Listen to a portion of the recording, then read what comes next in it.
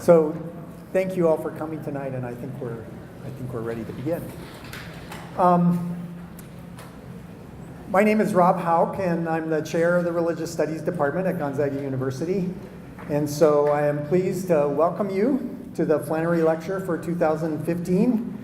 I am very gratified to say that this lecture is made possible by the Flannery Endowment, established in 1973 by Maud Flannery to promote Catholic theology at Gonzaga University.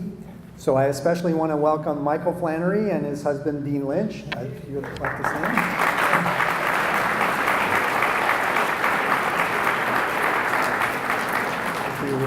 To represent the Flannery family.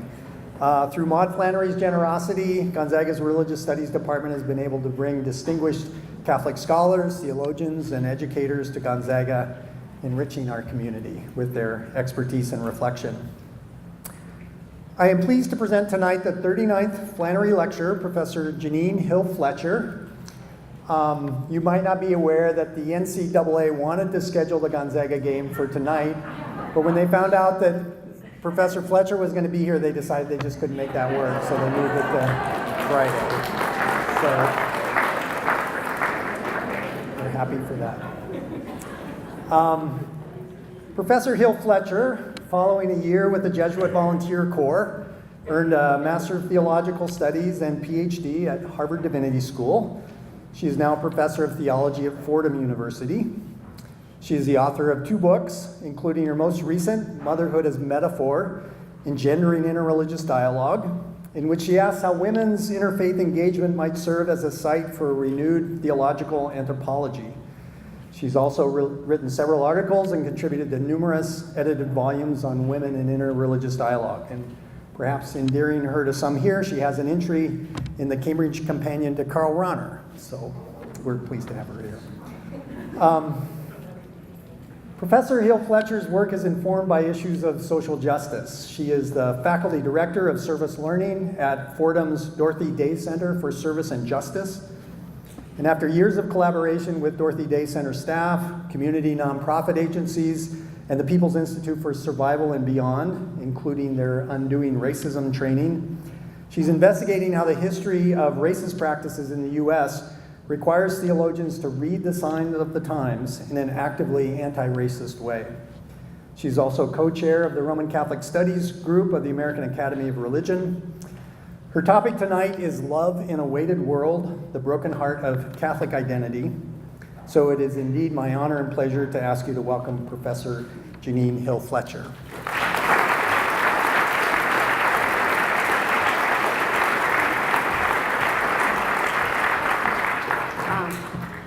I want to thank the Theology Department for inviting me to share my work, and the Flannerys for their generosity to support this lectureship and its theological engagement. I'd like to thank all the members of the Gonzaga community who have already warmly welcomed me, and each of you for participating here tonight.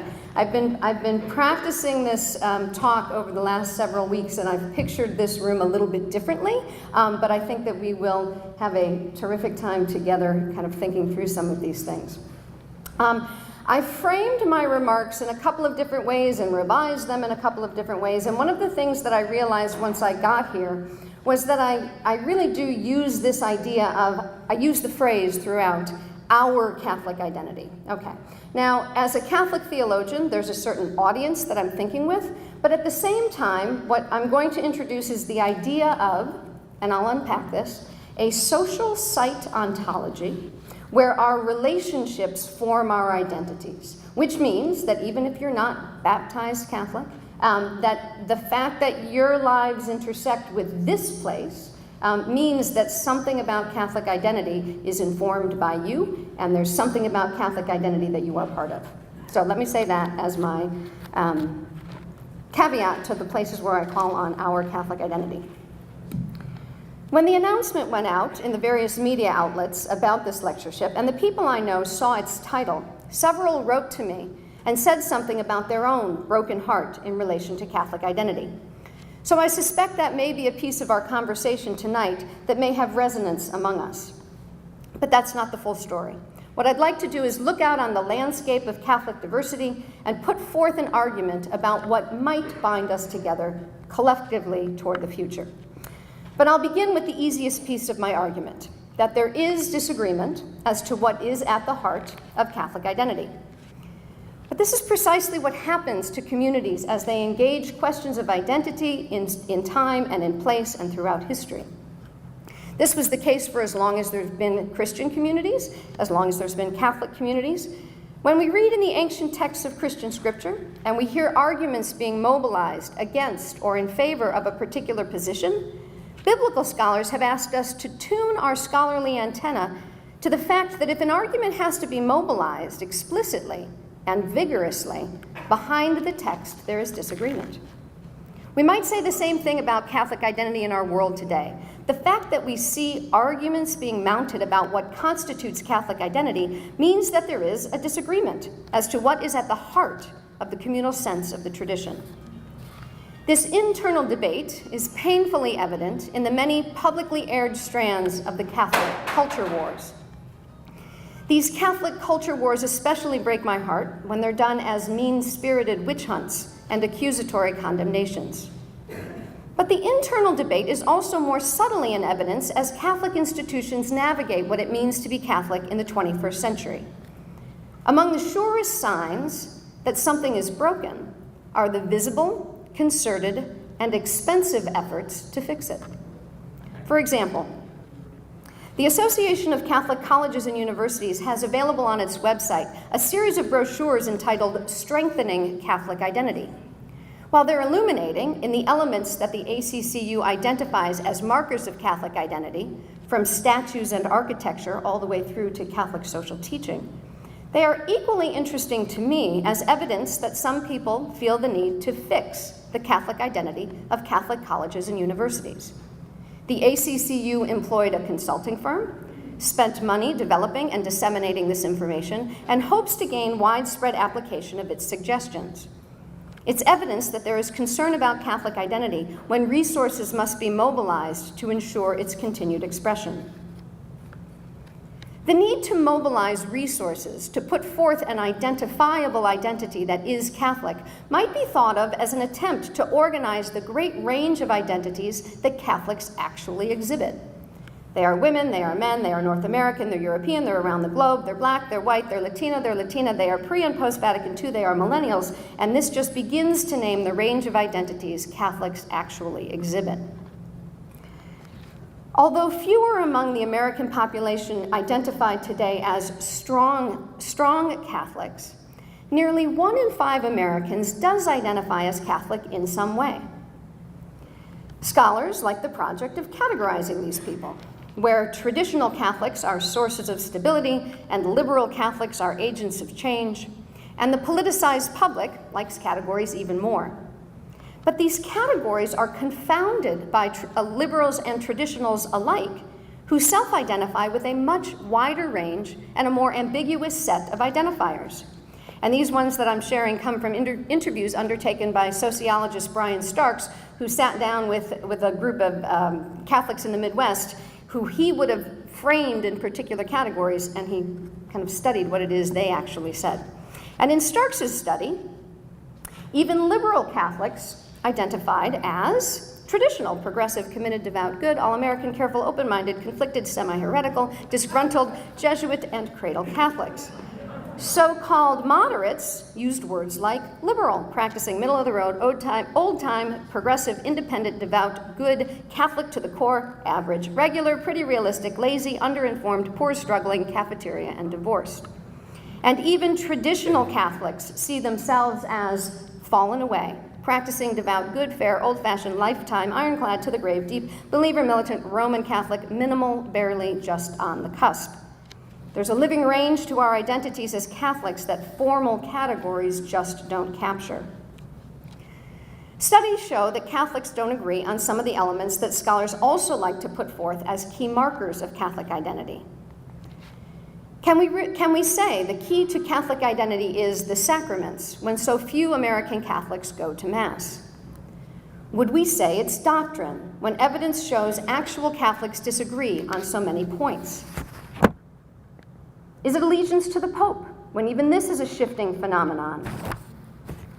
In addition to divergence in belief and practice that may mark divisions, many Catholics carry with them hearts that have been broken by abuses of power within the Church, deeply felt reverberations of sexual abuse, microaggressions against women, disrespect for women religious, and the denial of the full humanity of LGBTQ persons. Can we say there is a heart of Catholic identity when evidence around us suggests that this heart has been fractured, broken, split into competing sides and very different identifiers? This unequivocal internal disagreement presses the question as to the very purpose of Catholic identity. If there's no clear consensus as to what is at the heart of Catholic identity that Catholics are preserving, perhaps it's better that we minimize the emphasis on Catholic identity and embrace the conditions of a world where religious traditions take a backseat to other sources of value. From the point of view of secularization, the question arises as to the very purpose of a religious identity at all. If we can move through the world perfectly capably without religious affiliation, and we can, and increasingly as a nation we do, and if religious affiliation not only is a source of disagreement within the collective, but also a source of disagreement with those outside the collective, perhaps this chasing after Catholic identity is more trouble than it's worth. If you can't agree on what Catholic identity is, and if you can get along perfectly well without it, perhaps it's time in our evolution as human beings to relinquish the quest for a Catholic identity. A similar challenge is often felt in the face of religious diversity and the multiplicity of religious traditions in evidence in our world. Here, Catholic identity is simply one among many religious identities, and one which can't be agreed upon anyway. Perhaps Catholic as an identity is less important than when we once thought. In the face of diversity, are we experiencing a loss of identity?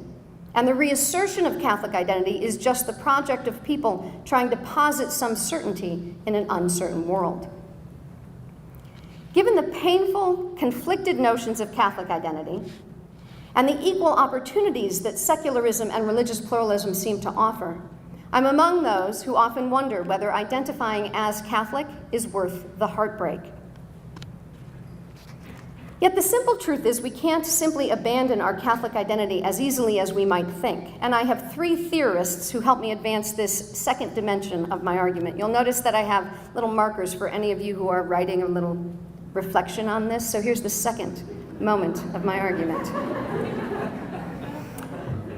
Here's the second dimension of my argument. And my three theorists that are going to help me advance this idea that we can't abandon our Catholic identity as easily as we might think. My three theorists are the French philosopher Paul Ricoeur, American theologian George Lindbeck, and American critical theorist Mark Lewis Taylor. Ricoeur helps because he reminds us of the necessary interpretive practice that all human beings undertake.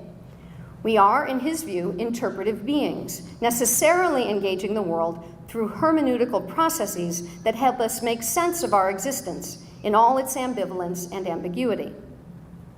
In Ricoeur's view, to be human is to be always necessarily interpreting the world in which we're situated. And poetry, literature, and the texts of our sacred wisdom traditions enable people to cope with the complexities of human life. In Ricoeur's view, communities think according to their authoritative texts. So Ricoeur's view is about interpretive practices or the hermeneutical practices that all human beings necessarily work with, right? The world offers us a vast variety of data and complexity, and the texts that we have, right, that have told us the stories of who we are as human beings help us make sense of that. George Lindbeck adds to this by suggesting that it is uniquely our religious texts and traditions which provide fundamental frameworks for interpreting our world. For Lindbeck, we exist as story-shaped communities. Bringing Ricoeur and Lindbeck together, we see the formation of our religious identities, where the ongoing and perpetual going back to the originary events embedded in our authoritative texts gives a community a sense of stability and continuity over time, and provides adherents with a sense of belonging. The repeated expression of our sacred stories over time enables the establishment of collective identities. The texts of our story-shaped communities may impact how we interpret the world, but this is not a mere assent to ideas. These stories shape us somatically, affectively, and in the view of Mark Lewis Taylor, ontologically. And I'm going to unpack all three of those things: somatically, affectively, and ontologically. On the first point, the somatic, we need to consider how our stories shape our bodily practices, our interactions with one another, our way of being in our bodies in the world. The stories and rituals of our religious traditions shape us somatically, that is, according to our bodies, where identity seeps into the very fibers of our being, telling us the tales of who we are at the core of our humanity. When the Muslim prays by folding her body onto the ground, she's reminded that God is greater, not merely as an intellectual idea, but as one that shapes her very being in the world. When the Hindu approaches the deity with cupped hands and breathes in the light from the sacred lamp, he's reminded that God's presence is among us and within us, sustaining us as the breath sustains the body, not merely as an intellectual idea, but one that shapes his very being in the world. So our traditions shape us somatically, according to the body, through the practices and postures they enact. Taylor writes of how our symbol systems also shape us affectively, that is, according to our emotions and our feelings. Our sacred texts, religious practices, and communal affiliations carry with them what Taylor describes as emotionally weighted, normative expectations, so that the community itself communicates a way of being in the world governed not only by the stories and the explicit rules, but also by an implicit set of rules, a feel for the game of being part of the community. He talks about the general mood that's shaped by communities and how we feel that when we're part of the collective. So these are the affective dimensions. To this, Taylor also adds an even more fundamental way communities shape us, ontologically, according to our very being. For Taylor, the social sites of many different communities, from Quakers to NASDAQ traders, shape members so fundamentally through the particular practices and values instilled within the group that our very being as human beings does not exist apart from this social shaping. So here's the part in the lecture where I wanted to try something new, and we'll see if it works. Because I wanted to ask you to think about Taylor's questions and to think about your own experience of identity and your sense of who you are as a human being in the world as having been shaped by particular times and particular places and particular communities. This is the idea of what I have up here as a social site ontology. So, ontology just has to do with being, all right? So it's a theory about being. And the social site piece of it says who we are as human beings comes out of these very specific communities, right? And those that shape us. So I'd like to ask you this set of questions. And what I wanted to do, I didn't expect a generational set. I should have known. We got the undergraduate community in the back, and I appreciate you, and the rest of us. So this may require a little shifting around, and we can see maybe it won't work, and that's okay too. But I would like to ask you to ask these questions, and as a little test here, see if we can find someone that we don't know here gathered tonight, and have a sense of just 1 minute each. Were there different social sites that shaped what you think about what it means to be human? I know some of you are not so sure that this is going to work, but you know what? We'll give it a try. Okay, so he asks us these questions. To draw out this somatic, affective, and ontological shaping of our identities. So here we go. Here are his questions. He begins by asking you to think of the very specific times and places in your life that shaped your identity, that shaped who you are, how you think of yourself as a human being. And so you might think about your earliest childhood, you might think about your grade school experience, you might think about moving into young adulthood, you might think about your first job, you might think about what it is in retirement. Who are the communities, right, that you've been part of that shape how you think about yourself and how you think about the world? So you bring to mind a formative time and place. But he also wants you to think about that time and place as it was impacted by the wider scene of history. Right? So that you're to bring to mind a formative time and place, like the example for myself, like Chicago in the 1970s. Okay? And I'm going to think about the wider scene of history that impacted that moment. Perhaps the Civil Rights Movement, or my mother's work with the League of Women Voters. Or maybe for you it was San Diego in the 1940s, with transnational movements of people and the horizon of World War II. Or maybe it was Spokane in the 2000s, geographically distanced from, but perhaps still impacted by, the wider scene of New York's World Trade Center attacks and the war in Afghanistan. Bringing to mind the specific time and place asks you to think about how the wider scene of history impacted your local experience and shaped the person you were to become. Then Taylor invites us to narrow in on that particular time and place that you've chosen and bring to mind the people who shaped the affective experience of being part of that particular social site. Thinking about the particular collective in that time and place, what were the explicit and implicit rules of the game for being in the collective, being part of the community? So the rules of the game in my grammar school were different than the rules of the game in my first job, but each of those social sites shaped a part of who I am. So think about those sites, think about the people who shaped the rules of the game. How are these rules, this feel for the game of being part of a community, passed on in word, story, embodied practice, affect?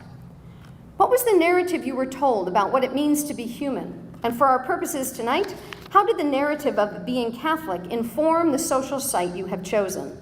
Was it irrelevant? Was it ignored? Or was it part of that sense of being in the community?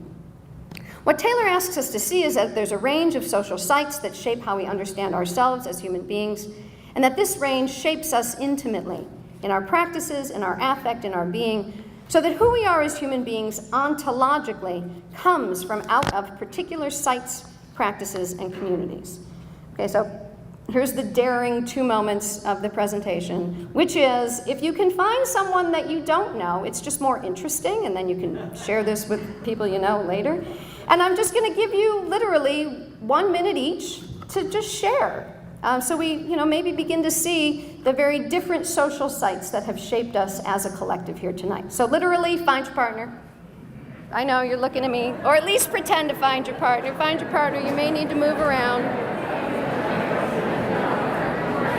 Oh, you guys are good. Okay, so you found your partner, and now I'm going to give you literally 1 minute each. Are you ready? First person, ready, begin.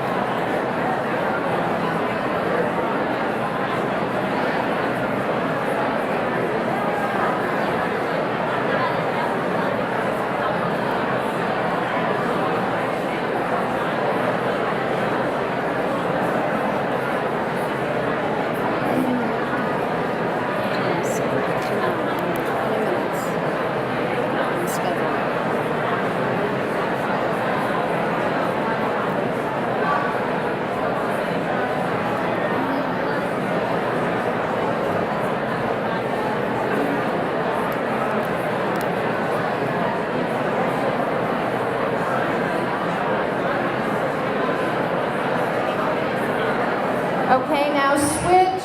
You need to switch so the other person has a chance. 1 minute.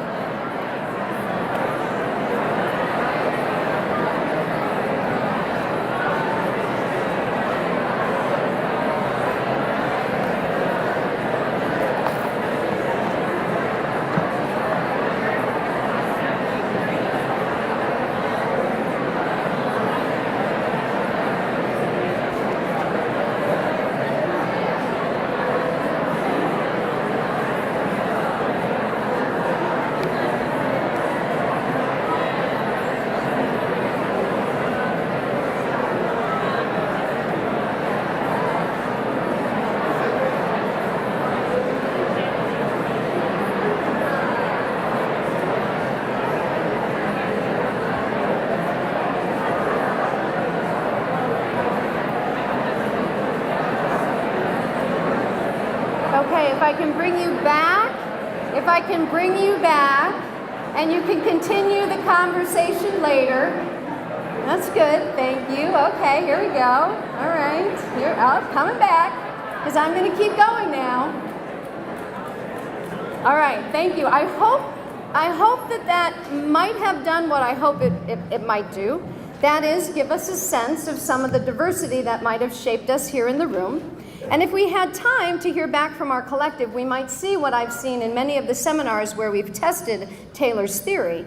That is, that we each come to the table having been intimately shaped by very specific social sites, very specific sets of relationships, and what we think it means to be human has been shaped by these sites and relationships. We conceive our identity in the matrix of particularity. This is why the broken heart of Catholic identity is so painful for so many people. The collective has not simply forged ideas about the world. It's communicated ideas about our very selves and has shaped our very selves. So that the loss of the heart of Catholic identity, or the challenge to what we thought was the heart of Catholic identity, is a loss or a challenge to our very sense of self. But the concept of social site ontology does not limit our being to a singular community. Rather, different social sites develop different sets of practices that shape us in multiple ways. There's no wonder that there's diversity within the Catholic community, given that we are shaped not by just one social site, but by many. If each Catholic is embedded in particular social sites and moves through the world with a unique set of experiences, then the understanding and expression of our Catholic identity will be shaped by those particular experiences, those particular social sites in distinctive ways. The collective Catholic is always internally diverse, because who we are as human beings is given, not once for all, but dynamically emerges ongoingly from out of specific social sites. It's precisely because of this fluidity and diversity that my proposal moving forward just might work. On the one hand, it may be the case that we need to listen to one another more carefully within the Catholic collective with attention to diverse social sites, like the model of an interreligious dialogue group that I studied. This group realized that in order to really understand how religious identity works, they needed to know more about the ways religious practices and ideas intersected with people's everyday lives. So they spent nearly 2.5 years engaged in a practice that they called sharing their spiritual autobiographies, hearing from each other the answer to the question, what have been the formative experiences that have shaped your core beliefs and led you to practice your faith the way you do? They began to see the very distinctive shaping that members had experienced, even within the same religious tradition, coming to the fundamental realization that we're not all the same. As one member commented, I'm not even the same as other Jews in the group. In fact, I'm very different. I'm very different than some of the other Jews in the group. So it's not anything about sameness. It's about recognizing and accepting the differences. In the words of another participant, after this 2.5 years of really listening and hearing from one another, she reflected, she said, it was the first time I realized there isn't a Muslim faith, there isn't a Lutheran faith. It's what your personal spin of it is. The women who are Muslims in the group, you know, they don't wear the headscarf, and that is something in their tradition. They're very quick to say, it's between me and God. They do their prayers, they do everything else, but that's where they draw the line. There was a Jewish woman. She says her Orthodox religion says that women cover their hair. She says that's where I draw the line. I'm not covering my hair. And I realized that that's where the Catholic women, they had practiced birth control or whatever. The religion becomes personal with each person that you know, end quote. What would it look like if Catholics across the range of our identities undertook the process of sharing with one another dimensions of our own spiritual autobiographies so that we could see more clearly how distinctive social sites have shaped us? My proposal going forward is that we may need to listen more carefully to what is different among us as a Catholic collective, getting to know one another in the sharing of stories that includes the affective and lived dimensions. Equally importantly, as we're striving to understand how very different social sites and experiences have shaped very different expressions of Catholic identity, I'd also like to propose that we draw on shared symbols of the tradition so that we are shaping future-oriented ways of being Catholic. And this allows me to move to the third element of my argument. First, there is no agreement on Catholic identity because, second element of the argument, distinctive social sites have shaped us and we may benefit from listening to one another more carefully. But third, I'm also proposing that we find shared symbols to mobilize a future Catholic identity. The symbol I'm going to propose tonight is the symbol of the broken heart of Jesus. So while the heart of Catholic identity may have been broken in the competing understandings, the broken heart itself might serve as a symbol for carrying the Catholic tradition forward. The broken heart of Jesus, traditionally named the Sacred Heart, is embedded in the Catholic tradition with rich layers of symbolism. It begins with a Catholic sense of sacramentality that suggests that the created material world, our embodied lives in all their concreteness, can be mediations for the divine. God does not reside in some disaffected realm away from the world, but God's grace permeates the world that has God as its creator. The Sacred Heart of Jesus communicates the sacramental as it draws us into the material heart, the vital organ that beats in real bodies and in Jesus' real body. Sacramentality and incarnation draw together Christology and anthropology so that the deepest truths we witness in the person of Jesus are truths that reflect back to us who we are to be as human beings. The 11th century doctor of the Church, Bernard of Clairvaux, connected the humanity of Christ with our humanity through the heart, seeing the heart as the place within the person where God is to be found. The heart, in the Gospel of John and the letters of Paul in the New Testament, stands in for and reflects back to us a sign of Jesus' love. But the specific, embodied kind of love that Jesus witnesses here is important. Linked with the pierced side at the crucifixion, this heart is one that was wounded and broken. Bonaventure in the 13th century says it this way, and I quote, "The heart of our Lord was pierced with a lance, so that by the visible wound we might recognize the invisible love," end quote. This Sacred Heart is a heart broken by love, by the rejection of love, by the refusal of love, on the part of those who killed Jesus as much as on the part of those who refused him. In the 17th century, Margaret Mary Alacoque had a vision that captured this refusal. In her writing, she articulates, and I quote, "It was then that Christ revealed to me the unspeakable wonders of his pure love, and to what excess he had gone in loving people, from whom he received only ingratitude and neglect." From Irenaeus in the 2nd century, who saw the church flowing from the heart of Christ, to the 20th century's popular piety and devotion to the Sacred Heart of Jesus, the broken heart has been offered as the heart of Catholic identity. In fact, in 2011, at World Youth Day, Pope Benedict consecrated those gathered to the Sacred Heart of Jesus, bestowing upon them the blessing and invocation, "Give them hearts like yours." So one more audience participation here, and I'm just going to test if the Sacred Heart is already a working symbol or if I have more work to do in explaining it, if it's not yet a working symbol. The idea of Jesus' heart, of the Sacred Heart, could I just see a show of hands that this has some resonance with somebody? Oh, wow, okay. We got a mixed group here. Okay, so you can let me know what you think at the end. Okay, so I'm interested in how this symbol is already at work in Catholic experience because my inclination is to orient Catholic identity for the future. I want to mobilize Catholic identity, not just so that we can get along, but because I really do believe that the wisdom and witness of Jesus is something crucially needed in our world, and that Catholics might actually have some work to do. The remainder of my remarks get rather serious as we ask the question, not in an abstract but in a concrete way, what does it mean to have a heart like Christ's? What would devotion to the broken heart of Jesus look like today?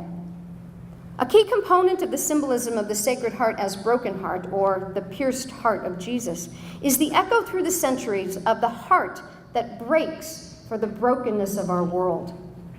The encyclical of Pope Pius XI in 1928 presents devotion to the Sacred Heart as both a response to the love of God and as reparation.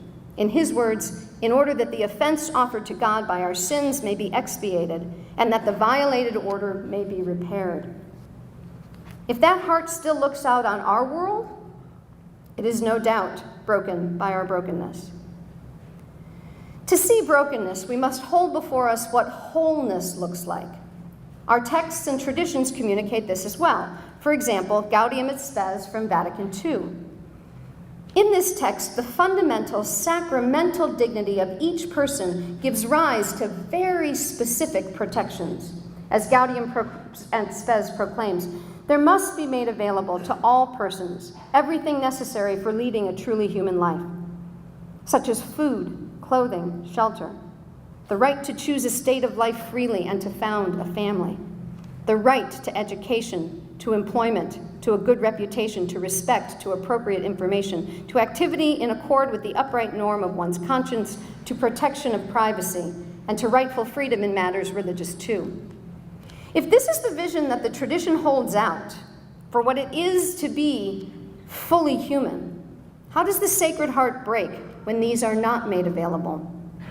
Who is it that struggles for food, clothing, and shelter? Where does the Sacred Heart of Jesus break at the refusal of education, employment, a good reputation, privacy, respect? How does it break for those denied rightful freedom of religion? In terms of economic stability that ensures the rights to food, clothing, and shelter in this country, the Pew Research Center starkly reports that in the United States, the median wealth of white households is 20 times that of black households and 18 times that of Hispanic households. Wealth disparities along race lines indicate poverty disproportionately weighs upon persons of color, as indicated also by home ownership and personal assets. Access to education intertwines with this racialized financial disparity. When the Chronicle of Higher Education can report that 28% of whites in the US, 25 years and older, hold a degree from a four-year college, while only 17% of blacks and 13% of Latinos do.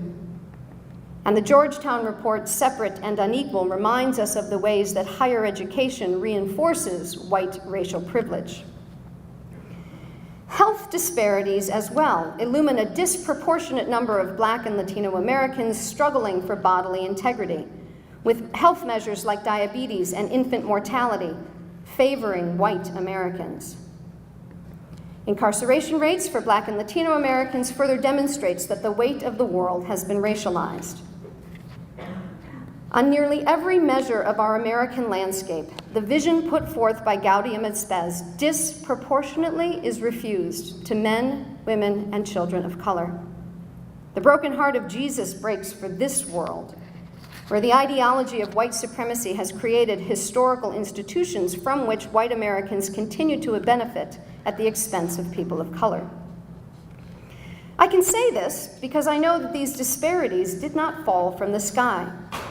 They were carefully crafted by a nation's history of dispossession, where the interests of white Christians prevailed in death-dealing programs for white Christianity's others.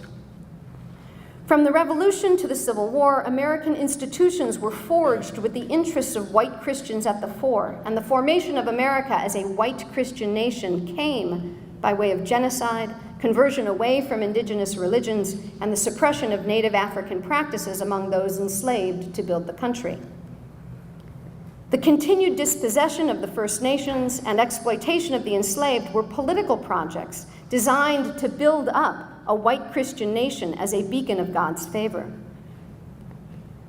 In the reconstruction of the United States after the Civil War, systems of white supremacy in Jim Crow laws and the lynching era continued to control Black and brown bodies in the name of white morality and social order. And Asian Americans were excluded from citizenship in the name of the Christian God. Economic dispossessions were planned actions in the restriction of Social Security, racist lending and mortgage practices, while government resources were infused into the building up of white suburbs. All of this bears a historical weight on our present conditions. The courage of Native American activists, and so many in the civil rights movements, to break these systems of oppression stands alongside the reality of white oppressors refusing to give up their privileges and often using religious symbolisms and religious communities to do so. These are the historical oppressions that have given way to the structural inequalities along race lines that we see in our country. The broken heart of Jesus breaks for this world, for our world, where black and brown, Catholic, Christians, and others are humiliated, incarcerated, dehumanized, and rejected at our borders and within our borders. If we look closely at the representation of the broken heart, it is one that is the heart of the tortured. Crucifixion was a form of state-sanctioned torture to terrorize the population into submission.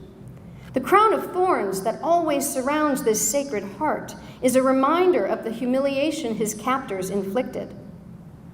This broken heart is not broken by mere empathy and compassion. This broken heart has been broken by the weight of the world. The vision of Christ visited upon St. Mechtild in the 13th century was of the tortured Christ.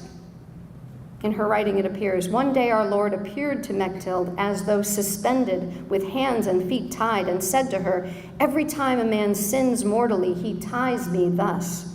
And as long as he perseveres in his sin, he keeps me in this torture.'"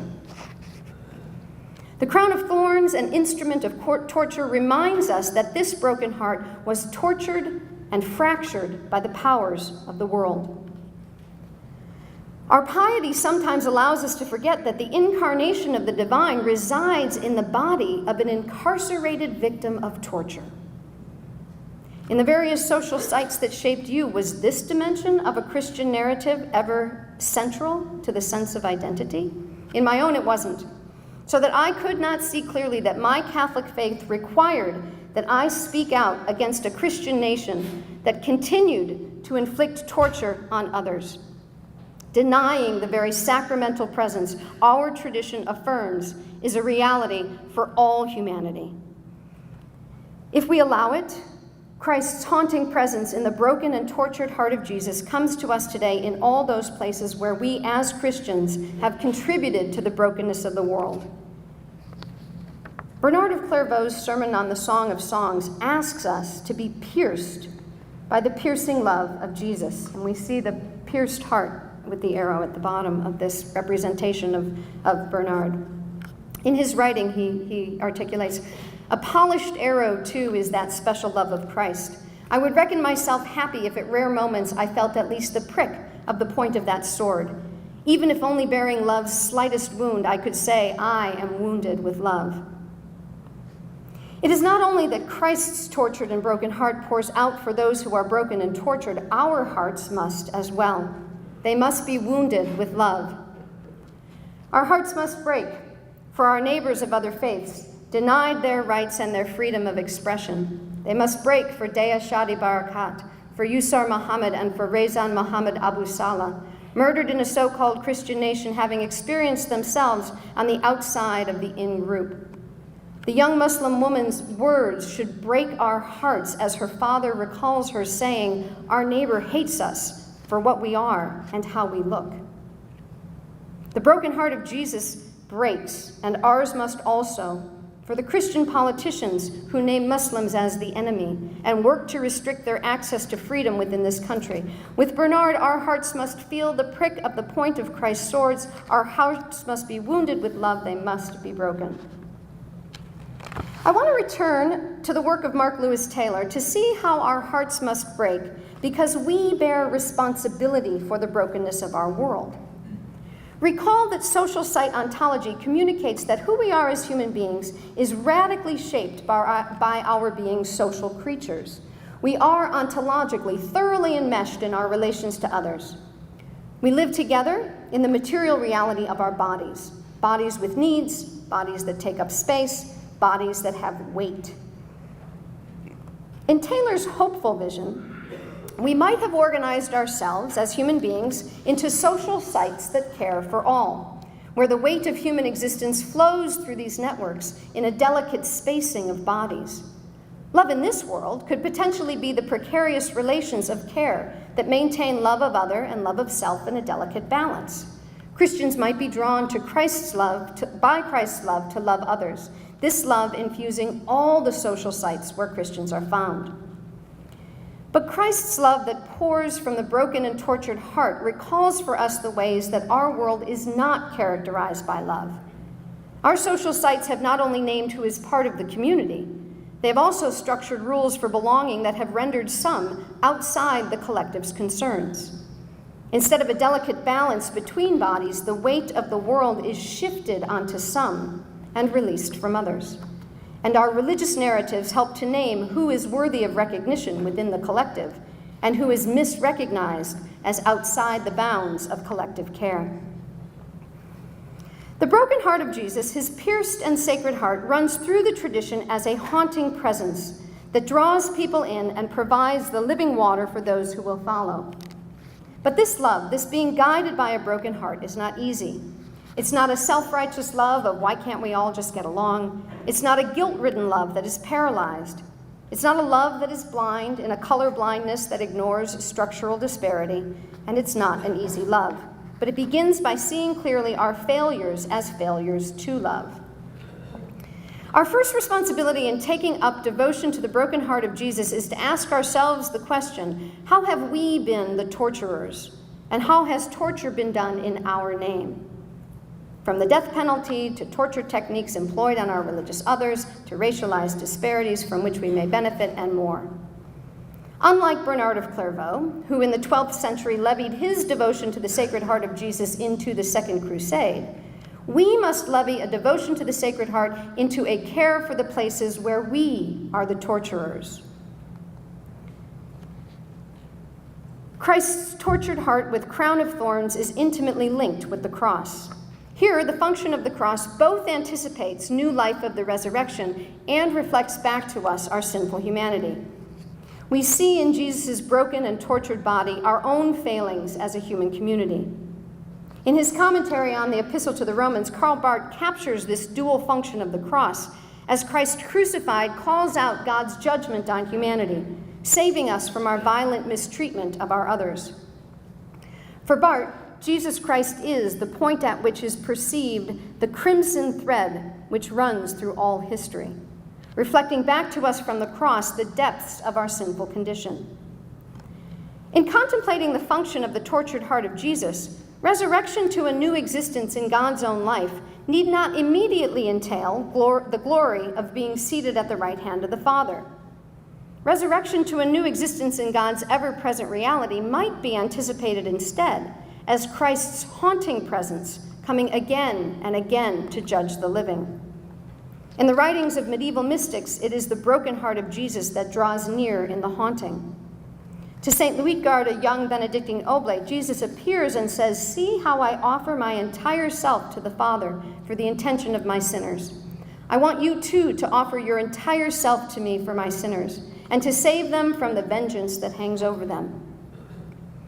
Instead of vengeance and hatred, Karl Rahner saw devotion to the Sacred Heart as including a willingness to suffer in pursuing Christ's law of life. He saw the devotion to the Sacred Heart hinging on the idea of reparation as our sharing in the redemptive love of Christ for the world. I think we sometimes forget that the witness of God's presence in the world held before our eyes in the sacred setting of our worshiping community is a torture victim. He is broken and bloody and hanging from a cross. If we are called to follow this Jesus, we surely must look at all those places where state-sanctioned social sites give rise to the crucified people, and we ourselves must be willing to take on the weight of the world to share their burden. The Sacred Heart of Jesus calls us to have the heart of Christ, bearing the weight of the tortured in our own being. The haunting heart of Jesus returns us to the question of Catholic identity in a new way. What if the 1 in 5 Americans who describe themselves as holding some form of Catholic identity were all shaped by the broken heart of Jesus? What if the full collective of the Catholic community, whatever distinctive social sites shaped their understanding of Catholicism, what if each and every Catholic in this country and around the world was actually haunted by the broken heart of Jesus and saw their purpose in their place to be vehicles for transformation? As a way of closing out my presentation, I'd like to share with you just one example of what love in a weighted world might look like. by a Catholic driven by the overflowing bounds of love out of his own tradition. As I share with you this witness, you might ask yourself the question, who has shown you what it means to be Catholic in their life and in their person? Because we learn what it means to be Catholic from out of our relationships and from those whose embodied lives witness to us the possibilities for our own. And so in closing, I'd like to introduce you to Paolo Dell'Aglio, a 21st century saint who refounded a Christian monastery in a multi-religious land as a place where Christians and Muslims might come together. Out in the desert, high on a hill, his work leading people in common prayer across uncommon texts, living, working, and worshiping together as witness to the boundless love God has for humanity. The monastery being not only a site for monks and those committed to the life of prayer, but a house of hospitality for pilgrims of all faiths and convictions to encounter one another in the delicate spacing of intimacy and distance. Paolo's witness to love across religious lines is the kind of Catholic and Christian love we're called to enact in the following of the one whose love knew no bounds. But this world is weighted, as you know. And loving across lines of difference is not easy, and loving in the heart of a broken world with all the weight that it might have, even more difficult, because Paolo's story continues. His monastery and that of his companions is situated in the desert of Syria. And back before we knew the name ISIS, when civil war first broke out, Paolo stood and defended those who had no voice. That his proclamation was troubling to those in power is evidenced in his being exiled from Syria and returned to his homeland of Italy. But Paolo's heart was so broken by the conflict that he could not stay safely on Western soil. He returned to Syria in the hopes of being a moderator for peace, a presence of peace in an unsettled place. Conflicting reports and uncertain communications at times have said that he's been killed, at others that his kidnappers have kept him alive. We don't yet know his fate. But through the eyes of faith, our sacred narratives allow us to see Paolo's witness as a witness to the broken heart of Jesus poured out in love for a world in need. This is my body given up for you. As evidenced by Paolo Dell'Aglio, being guided by the broken heart of Jesus into the brokenness of the world would necessarily entail Catholics being engaged across many boundaries. Boundaries of race, of religion, of sexual orientation, of nation.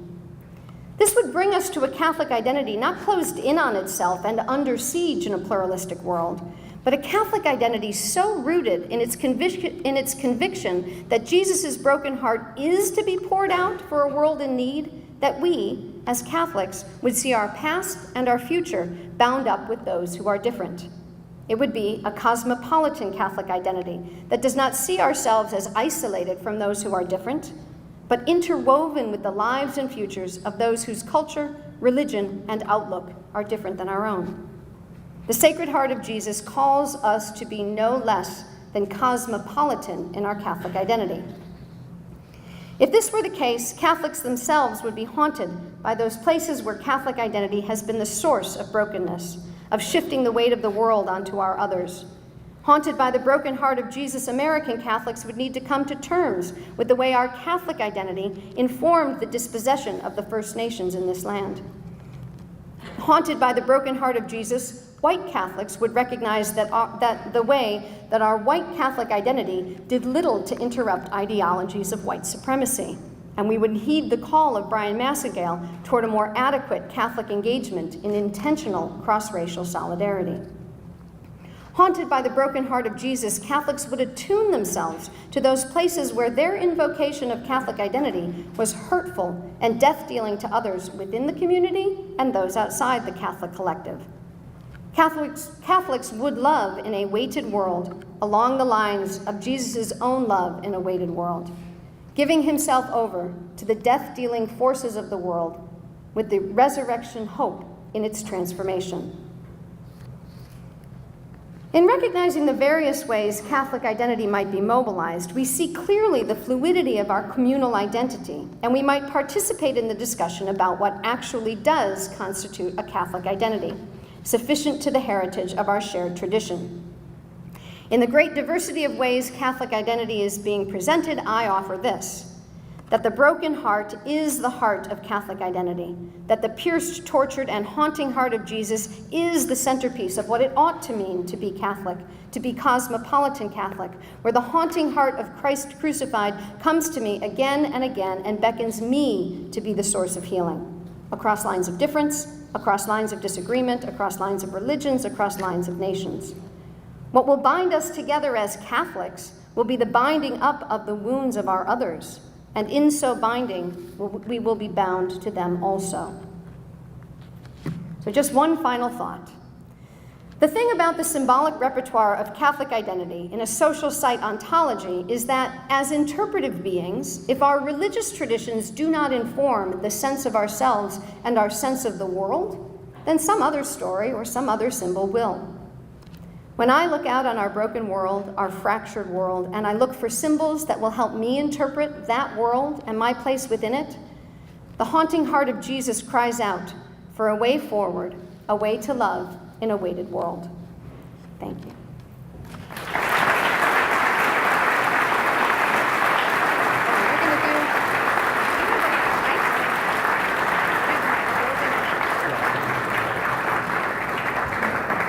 Thank you very much for that lecture. I want to say two things. One is Professor Hill Fletcher's books we have a book table back there, and they're available for purchase, so I encourage you to think about that before you leave. And we also have time for questions. She's agreed to entertain some further conversation. So I will have a mic that I can bring to you if you have a question, and I'll turn it over to questions. All right.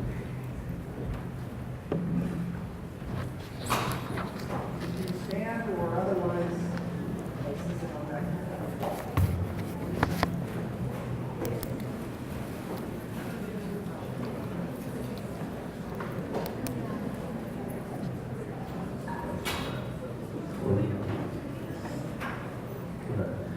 So, in the case of people who idolize white Christianity and cause pain and suffering on other people, couldn't you say that they're also shaped by their social sites and conditioned to act in these ways to hurt others? Like, where do they make their mistake in their identity? Yeah, that's a terrific question, because it really gets to the point of religious identity and the social shaping.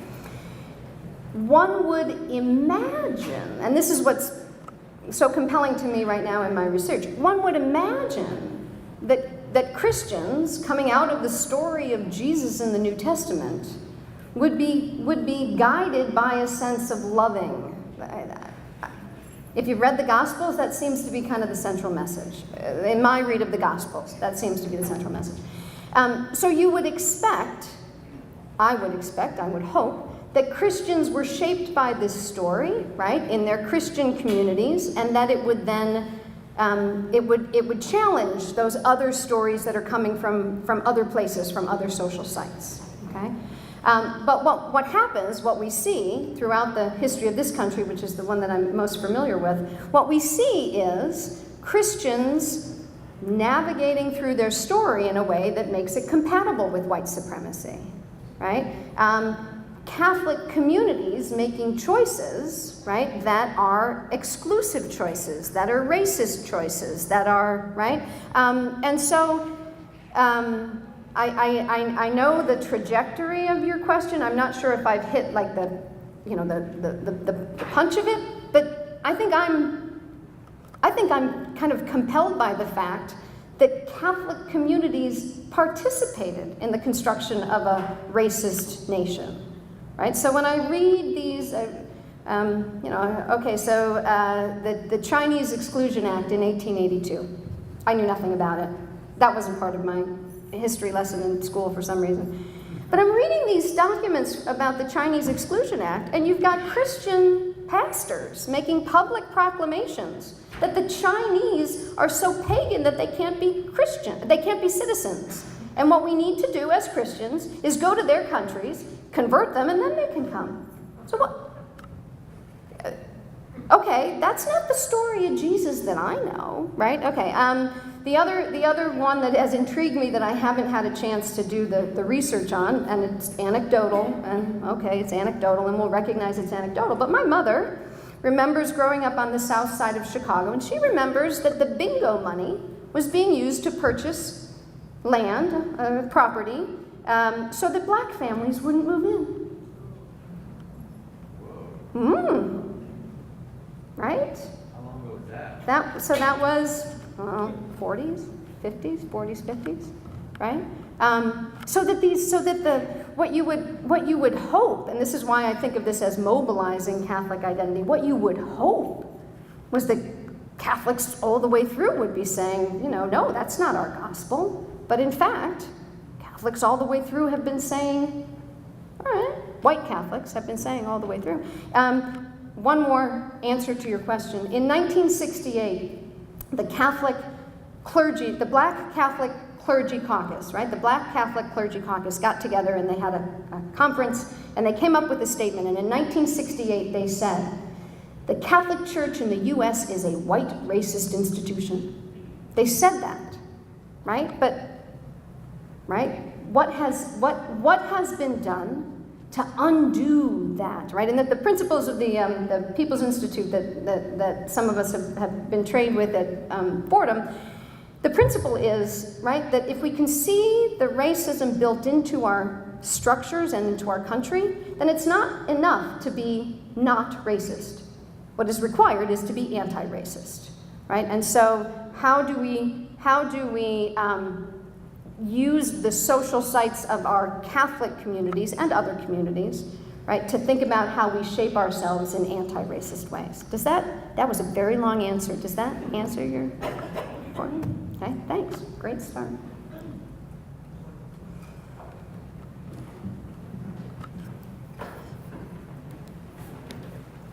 What I'll just try to add on what you said is that despite of all these happenings, there is still hope.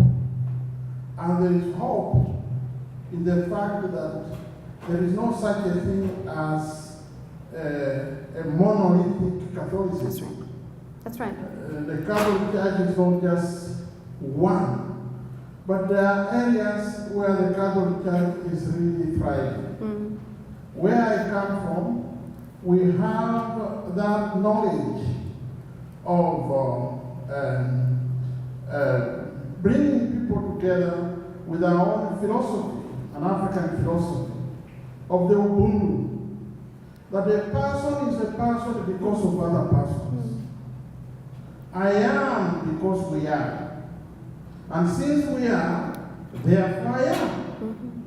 And that is the question that my students often ask me, what is the uniqueness of African Catholicism? Because I teach here to you. And I tell them, it rests in Ubuntu. The person is a person because of other persons. I am because we are. And since we are, therefore, I am. It was not a question. It was just But it also relates to the question of the first question as a social site ontology, right? What are the other cultural narratives, right, that support certain ways of being Catholic, and what are other cultural narratives that in response to the first question, that it's not, Catholics are never just, there's no such thing as just a pure Catholic identity, right? It's always informed by these multiple social sites. And so you're pointing to the story that shapes the culture, right? And provides a way for Catholics to really draw out those dimensions of the tradition in a really powerful way. That's the idea of the social site ontology, right? Is that we are shaped by these different stories. And the piece that you opened with, the hope and the multiplicity. Because There have been points as a Catholic theologian, as a female, feminist Catholic theologian, where I've thought, wow, really? Can it get much worse? And so I've lost hope. There's been a number of times when I've lost hope and pretty much said, well, yeah, this identity is one that I'm ready to, find some other stories, find some other communities. And it's the sense of multiplicity where I can say, you know what, this Sacred Heart of Jesus, yeah, like I'll take that, and I'm gonna try and work with that, and I hope others will work with, and I see others working with that, right? And I'm able to say, you know what, I'm not going to abandon Catholic identity, but I am going to be specific about the kind of Catholic I want to be. And so this idea that I've phrased as a cosmopolitan Catholicism, like, you know what, that's what sacramentality and the overflowing heart of Jesus says to me, right, is that we're involved and engaged in the world. So thank you for your insight.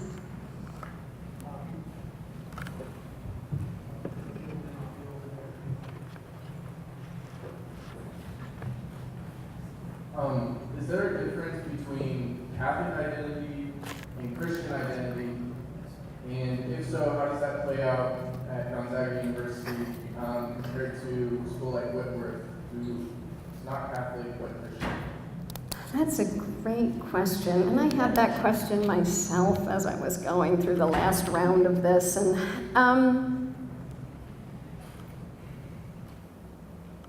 I like to think of There's a couple of things. When we think with social psych ontology, the feel for the game of being Catholic happens within Catholic communities, right? So that there is sort of an intangible sense of how Catholics make sense of the world in a particular way. Okay. Some scholars like to say, and I find myself among them, some scholars like to say the idea of sacramentality, right? The idea of the goodness of our embodied, concrete, material existence is a distinctive thing to Catholicism, but I wouldn't want to make that too strict. I wouldn't want to say, oh, my Protestant friends have no sense of the sacred in the world. I wouldn't want to say that. I would want to say that it does seem to be a distinctive element within Catholic identity. And then the third, more concrete answer to this is that the Sacred Heart of Jesus, if I can find this, oh, the one that I love, the new one that I found. Well, okay, so the Sacred Heart of Jesus, I'm looking for the one that's a prayer card. Okay. That the Catholic tradition has put forth a unique set of symbolisms, right? And so sacramentality is this idea of the richness of the material world, the richness of our senses engaged. And this particular image is an image from popular piety, late 19th, early 20th century. I think it's distinctively Catholic. I think it's a symbol that uniquely comes out of a particular tradition. But one would, the thesis of my argument here is that Jesus is the heart of Catholic identity, right? If you really boils it down to it, right? Then Catholic identity and other Christian identities should be bound together in some ways, right? So how does it work out? How does it work out in a place? What I don't talk about here, because I'm still navigating it, what I don't talk about here are systems of power. Systems of power through which what counts as Catholic and what doesn't, right, are part of this conversation, right? And so one of the things I want to do more with my work is really ask the question, what does Catholic identity serve and who does it serve? In my own institution, which I love, I really do, I'm being taped. I really do love my institution. But when they renovated a major building on campus, they moved the theology department from some place off to the side to the very nice new redone building. Very nice, a lot of money went into redoing that building. We are on the first floor, and every single student who comes for a tour must enter, see theology, and go up the stairs. Right? So Catholic identity somehow is figuring into an admissions, right? So there's material benefit to Catholic identity. And I want to ask questions about that. So thinking about your question and then shifting and asking the question, who is it that controls the discourse about Catholic identity and why, would probably give us a different landscape to what goes on in terms of Catholic identity here and what might be going on at another Christian institution. Does that? Yeah.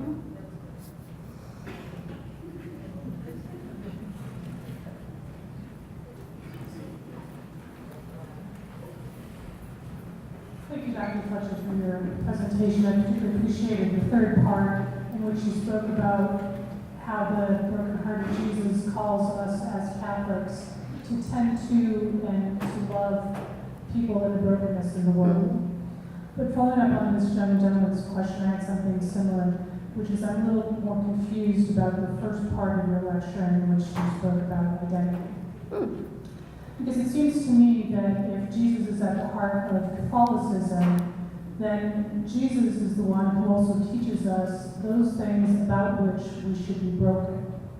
Because presumably, it's not as simple as just wherever there's pain, we should care, because some pain is in a certain sense medicinal, right? As we convert our hearts to the love of Jesus, that requires sort of painful detachment from ways we were before.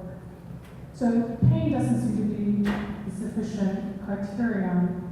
And so I think we have to look at, say, we have to learn from Jesus those things about which we should be broken. So, like Scripture says, God is love, not love is God. So in order for us to learn what love is, we need to look at the one who is love incarnate. So I would ask you a question a little bit about the question about identity, because as you sketched it, everyone has a different encounter with Catholicism, and people draw lines in different places. But if identity then becomes so diffuse that it's defined by every individual differently, we may as well say none of us are Catholic as much as say all of us are Catholic. Because what I share with atheists and what I share with Muslims and what I share with Jews could as well say, well, maybe I'm Jewish, Muslim, or atheist then as much as those people are Catholic. So I want us to just think about how do we learn from Jesus what are those things that we should be broken about. And I return, if I could, I'll wrap up, I realize I've been a little bit long here, but if we could return to the early church, for which creeds were very important, and you highlighted how in that process there was a distinction made between what counts as Catholic and what does not. And there was a process by which the community, and not just those empowering the community, said certain things were distinctive about what we believe, and about how we live our lives morally, and about how we worship. So kind of orthodoxy and orthopraxy. And it's that community that was founded by Christ and continued through the apostles and the early church that I now want to be a part of. Right? That I, as a Catholic in the 21st century, want to be a part of that community. And so it seems to me that this question about orthodoxy and orthopraxy is actually essential if the word Catholic is going to have any meaning. So I wonder if you could expand a little bit about that. Sure. I appreciate the specificity of asking the question about what it is we learn about how we are to be as human beings through Jesus. And the only piece that I am really kind of puzzling it over in my mind is that first part where the sense that maybe some pain is pain that I don't have to care about. I think that would lead me to say, well, the pain of the brokenness of the world, of the terrorists in ISIS, is not a pain that I need to care about, right? So that's my concern, right? And I'm wondering if, in my own thinking this through, if the crucified and tortured isn't really calling us to see all the many ways that we crucify and torture. right? So I think that's really, so maybe it's not just pain, right? Because you were talking about a pain that is productive. Crucifixion and torture is a different sort of pain, right? And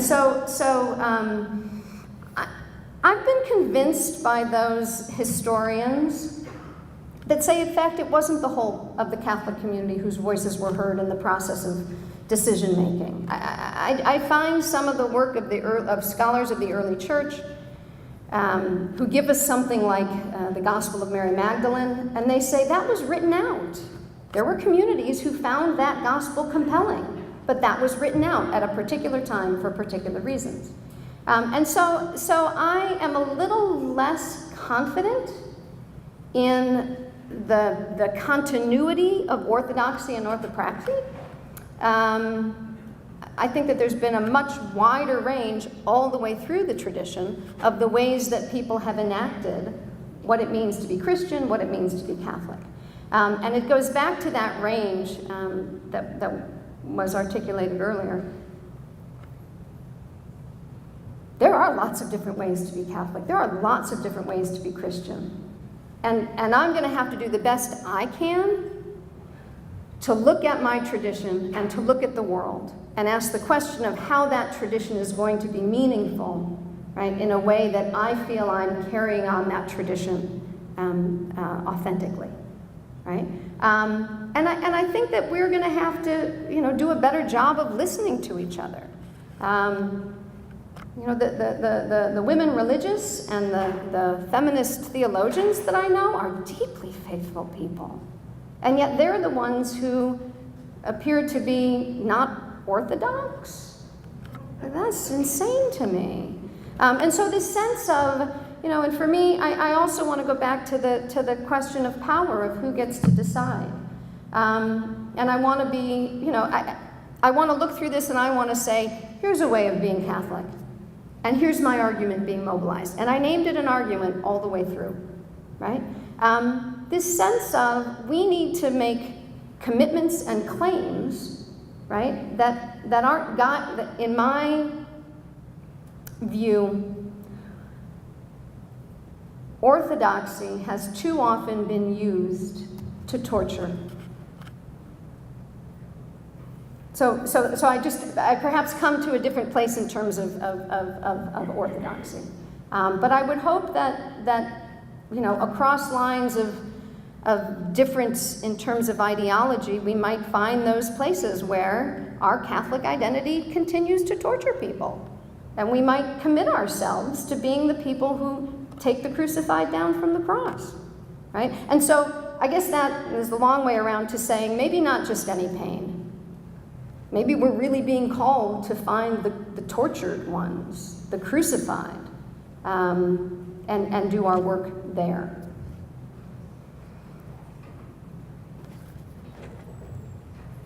So in your presentation, what I felt like you just repeated is that Catholic identity is shaped deeply by the experience that each individual feels, and that any change to that experience or any shift from that personal ideology can often be felt as a deeply personal loss. And so I wanted to know what you're calling for sounds to me to be a shift to the future of Catholic identity, seems to be a shift for a lot of people. How would you say you would reconcile or ease the transition, that loss of identity, the initial loss of identity, from where we stand now to the future that you put forth? If I've got your question correctly, and then say it again if I don't have it correctly. There's something about the work of the theologian that you see going on with me tonight that is making an argument that this new identity is in continuity with, right, traditions of Catholic identity in the past, right? And so finding those places where our Catholic repertoire of symbols, right, can speak to us. So if you had shown me that Sacred Heart of Jesus 2 years ago, I'd have been like, what is that? What's going on there? Who wants devotion to that? That makes no sense to me, right? That wasn't part of my own shaping. right? But as I was thinking about this tortured Christ, this Christ present, this Christ who pours out his love, I said, oh, I remember that Sacred Heart symbolism, and then I saw it more closely in the crown of thorns. This is not a fluffy love, right? This is a love that's deeply tortured. And so the task, I think, of the theologian is to say, how are we doing this in such a way so that we're not, kind of clearing out and just starting some new identity, but how are we working with the stories, with the symbols, with the tradition, the repertoire of the tradition, and we're writing that forward. I was going to say something about, because we could just stop, we could in our new identity just stop being Catholic, right? I have that option, and I wrestled with that option. And I can give you the reasons why I wrestled with that option. The church as I inherit it, is it the church I want my children to go to, right? When there are exclusions and microaggressions and downright what I would say are unchristian ways of being, right? And so I've wrestled with that question of, why don't I just get a new identity? I know I can, right? I can find another community and be part of that community. And what I found in the last 10 years, 15 years of writing as a theologian is that the repertoire of symbols is Catholic, because that's what shaped the earliest and the most formative moments of my life, right? So the sense of new identity, we have to think creatively together about what's not just, kind of cutting off the old and now we're going to be new, but how is this in continuity, right, with the tradition? So I've got this broken heart, this Sacred Heart, and then I go back through the tradition and I go, Jesus appeared as a torture victim? Jesus is haunting those medieval mystics. He's haunting them. He's appearing to them and he's saying, my heart is broken for this world, and you've got something to do about it. So that's where I get deeply the theologian with the emotion. But so this sense of not just going back to the tradition because I have to, because I'm a Catholic theologian, but because it's part of what shaped me. And then when I go there, I say, holy cow, this stuff that's there, right? Does that answer your? Yeah. All right. Thanks. I think this will be our last question. We're about running out of time.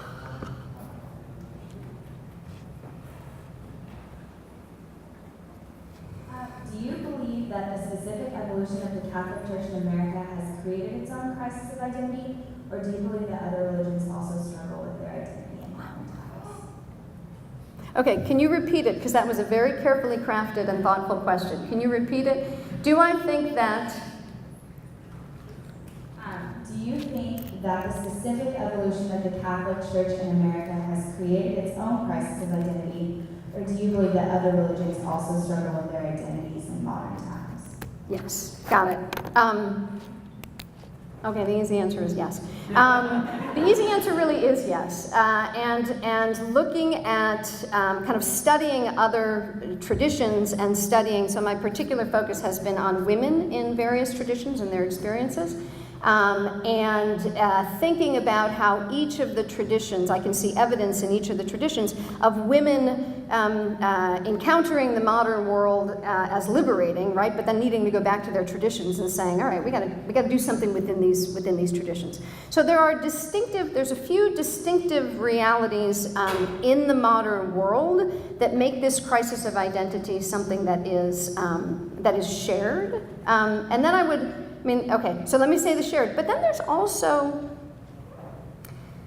also really specific things about the Catholic Church in this country, right, that we would want to say there are other elements in addition to the broad elements of, so the term globalization, right, but the fact that people move in and through and around the world and they're encountering different ideas all the time, that's been something that lots of religious traditions have really kind of had to ask the question, well, now who am I in light of this diversity? Modernity and democracy has been like a shift in the way that nations are organized, and then the question of religious identity as it used to be really kind of, this is related to globalization, but religious identity and nation really kind of being contained, right, in a pre-modern world. And even in the modern era, but in a postmodern and a globalized age, right? Nation and religious identity are no longer contained, right? And so that sense of mixing.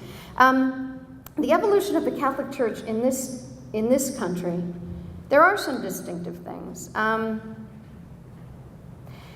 wrote this whole piece out, and I really didn't until a last revision rewrite at least one statement about the sexual abuse crisis, right? That distinctive experience has really intersected with these other crises of Catholic identity in a really profound way.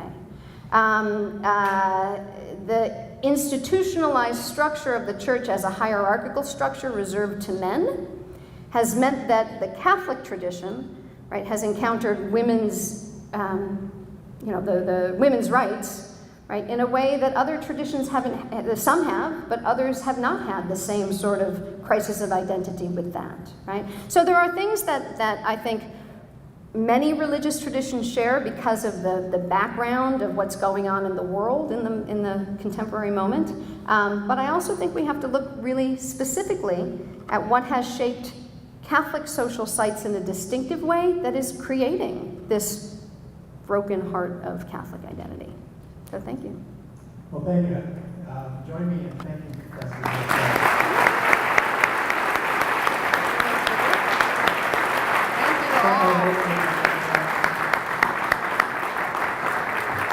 Thank you for coming tonight and for your participation, because it makes a huge difference from up here. So thank you very much.